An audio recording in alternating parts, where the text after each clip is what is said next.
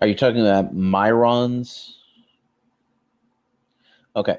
The dwarves in a TV show can't just be anti-corruption. They need to be something more material. They're stone. They're not anti-corruption. They're resistant to domination. They and the fact that they are, for all intents and purposes, animated stone golems, in a way, is kind of indicative of that.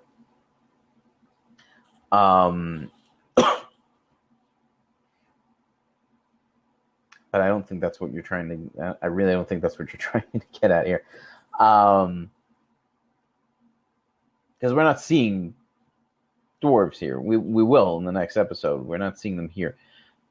Right. So we need to connect the dots. Fire doesn't melt stone. It does. It has to be pretty intense. Okay. So you're suggesting that something...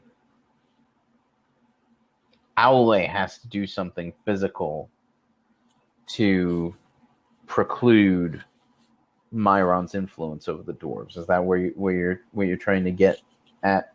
Something that we'll be able to see?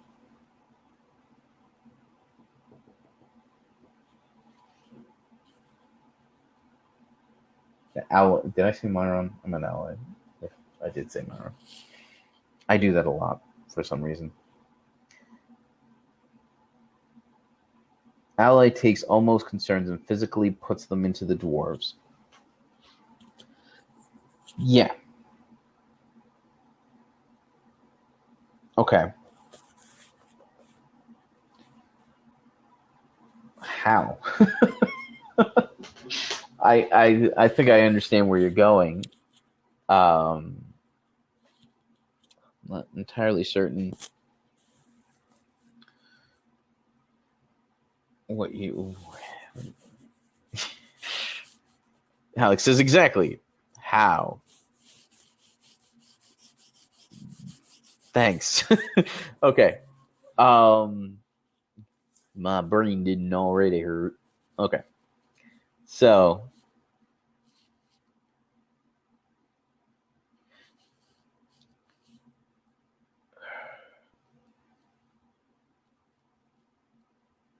maybe a kiln?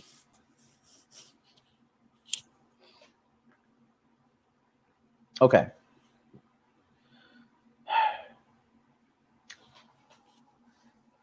Metamorphic stone. Like marble. There's a process by which marble is manufactured. And marble is a non-foliated metamorphic rock composed of recrystallized carbonate materials, mainly calcite or dolomite. Geologists use the term marble to refer to metamorphosed limestone.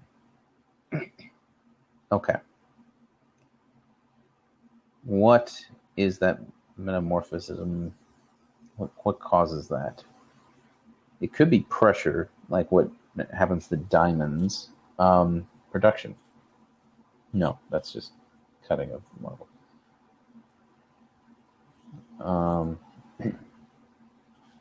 Let's go back to Omo. What aspect of Melkor corruption does he give to Owlay as an example? Omo has just been...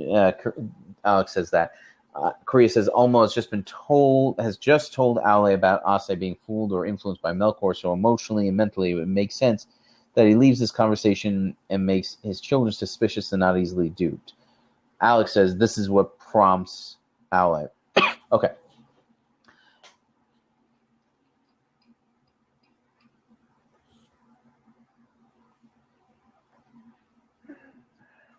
What we can do is we can have almost say to Owlay that everything that Melkor touches at some point gets twisted.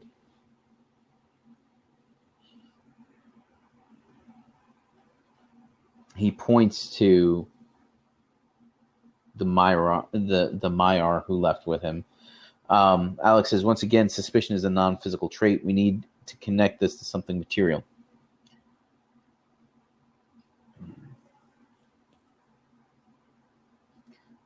Ulmo is pointing to the defection of a number of the Maiar to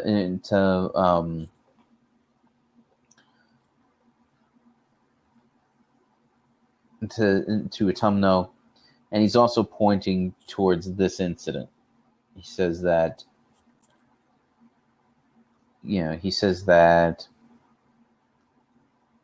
it was Melkor's influence on Ase that created this situation.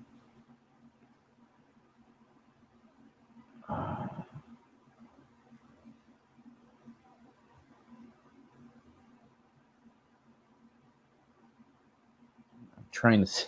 I'm looking at the screen with a stupid expression I've just realized. I don't really see how is marble formed. Back to the screen.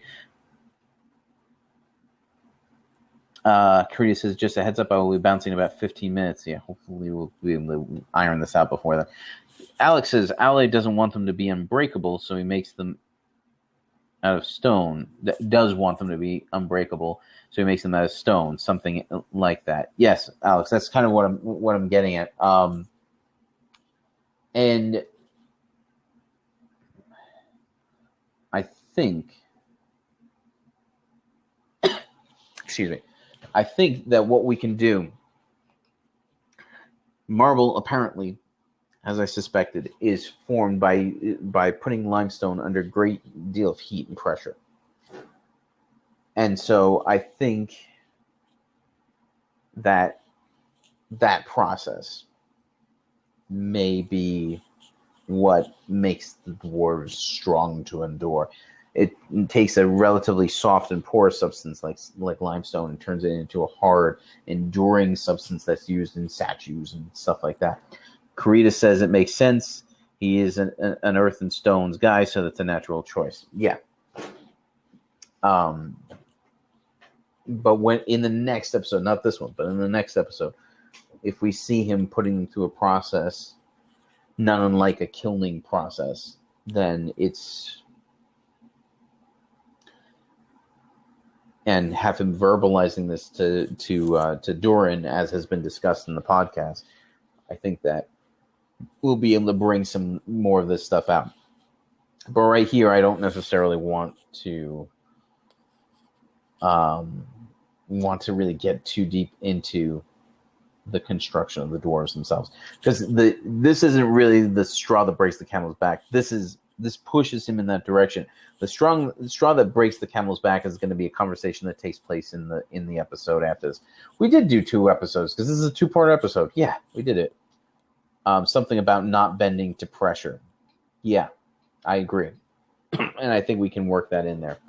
I'm going to have to write up some detailed notes on this one as I'm rewatching them and editing everything. Being able to take the heat, yes, I don't think that's. But yeah, ultimately, that's what we're talking about here. Okay. Karita says he might have made them of mud or of metal, but because of his concerns about Melkor's corrupting influence, he chose stone, hard stone. Well, I'm thinking that what we see is like a statue, like a well, to Ale, it's probably like knee high. How do you say take the heat archaically? I have no idea. I'm sure there's a way. Anyway, I'm trying to. I think we've kind of got this nailed down. I'm trying to get us a little bit further forward. But if we see what seems to be a fairly soft stone, like sandstone or limestone or something like that, these are things that are sedimentary materials, and we're going to work them a little bit to turn them into something a little bit harder, a little bit tougher. Okay, so let's get to this conversation between Myron and Melkor. So Myron's standing there. Melkor's standing there. Myron approaches him.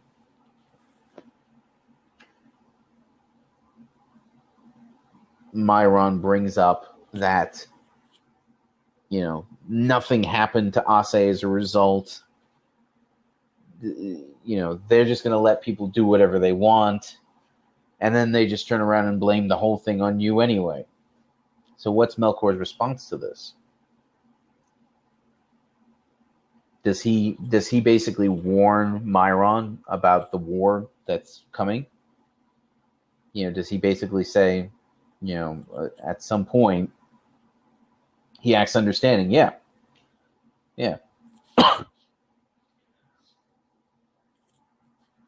He says something to the fact of, it's difficult, right? When you take all these different people who have different visions for what the world is going to be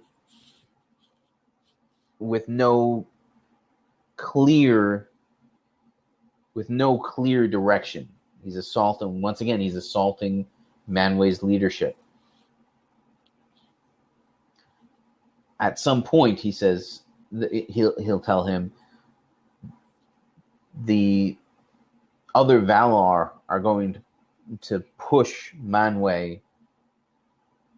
They've never understood people like us. You should use the plural term. Yeah.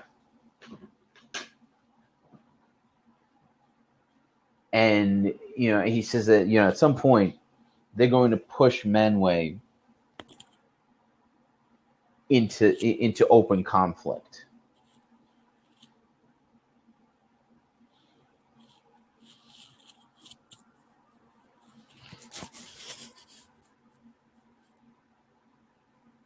Krita says, he says something like, I'm afraid this will not be the last fall that I'm held responsible for.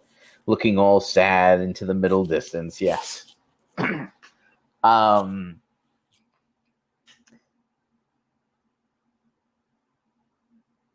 What if he tells Myron, no, I feel like to say that, we should be ready for when that happens. That might be a little too much at this point. Because in the next episode, we're introducing Myron to Angband. So I don't feel like we want to get quite there yet. I don't think that Melkor's quite ready to do what we call in sales a test close to see if Myron will come over to his side if things get rough. Yeah.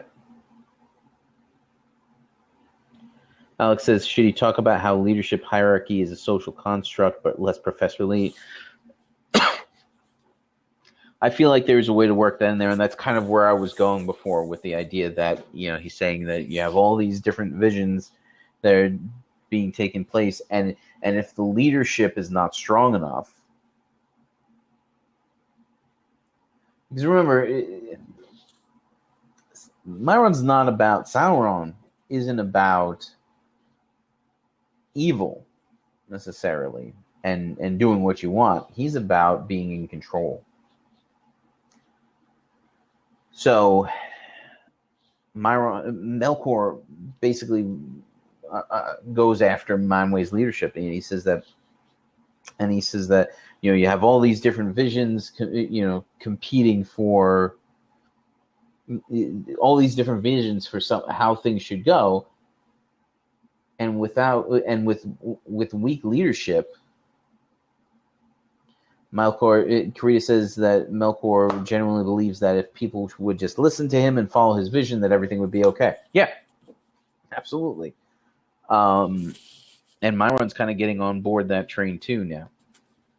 Melkor says that I'm afraid that with weak leadership, there will only be chaos.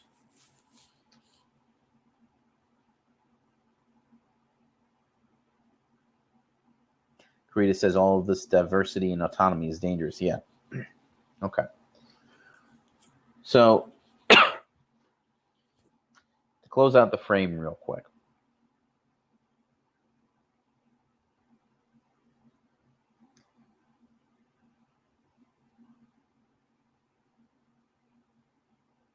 Gilrine, and we kind of already hashed this out, but I'll just to kind of go over it again real quick.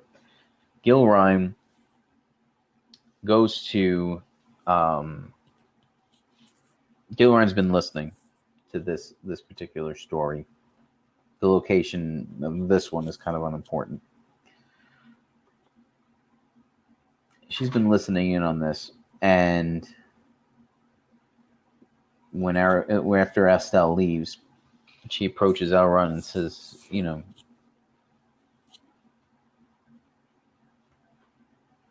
if I just heard your story correctly, you just told him that the problem was solved not by tighter controls, but by allowing a certain amount of chaos.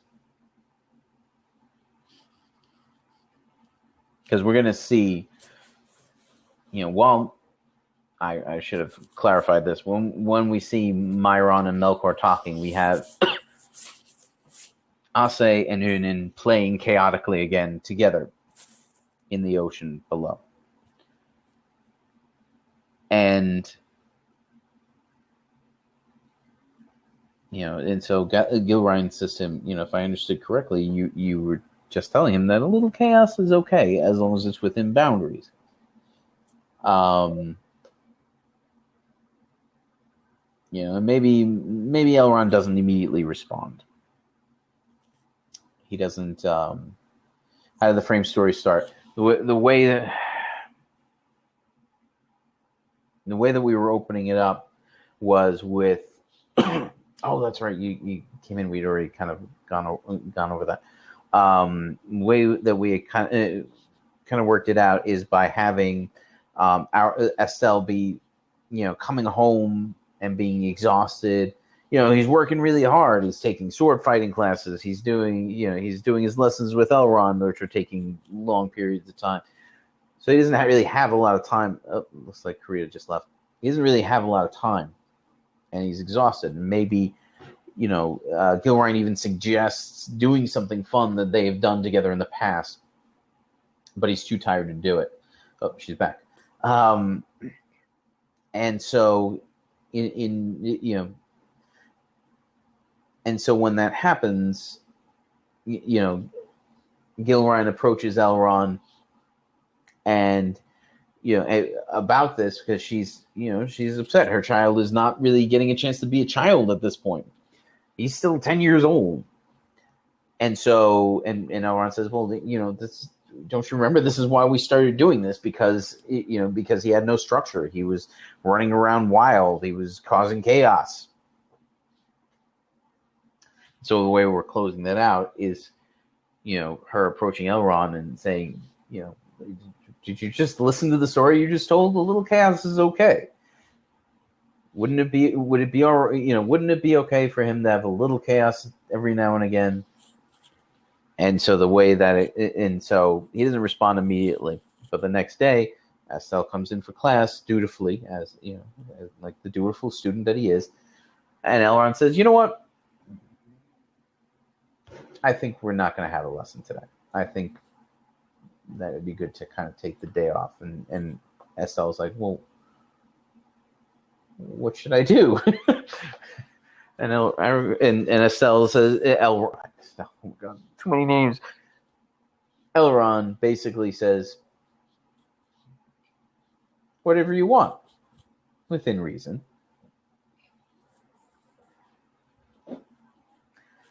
What do you guys think?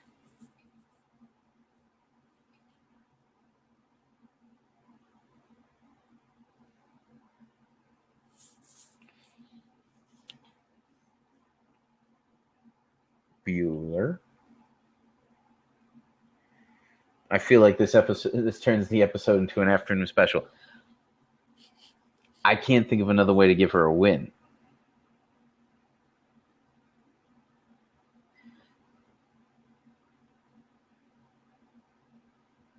Honestly, like and we haven't done that yet.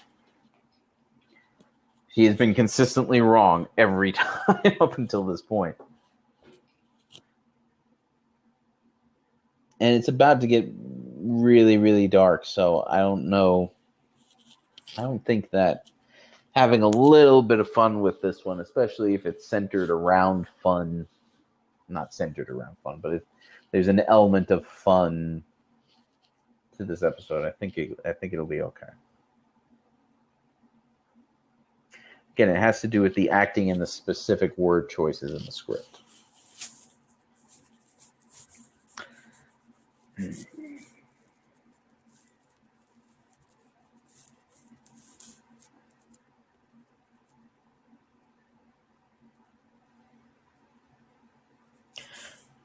Anyway,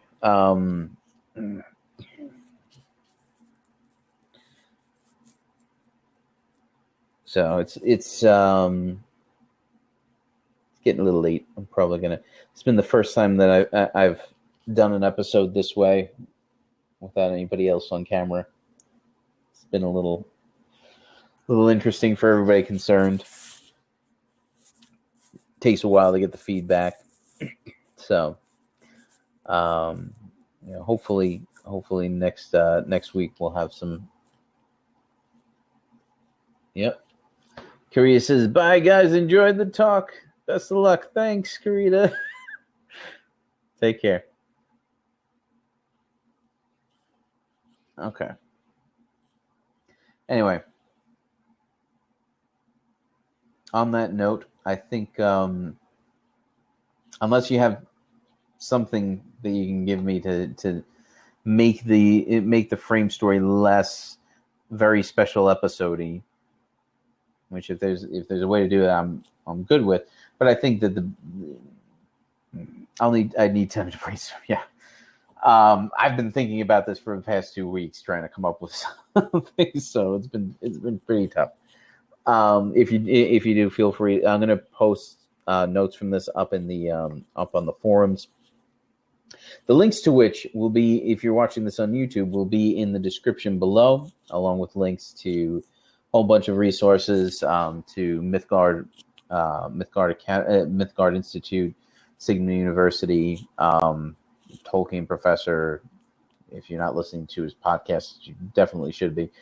And as well as some resources from people who are other people involved in the project.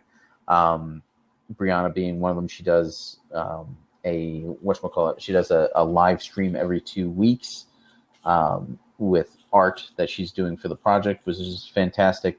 Also, Philip Menzies, who has been in one of these sessions, has some of his original music posted on YouTube, which I have links to in the description. So, all that said, it's 9:30. I think we're going to call it a night. This has been the SilmFilm Project Script Discussion, Season 1, Episodes 9 through 10. It's been a long haul for me tonight, guys. Have a great night. Take care.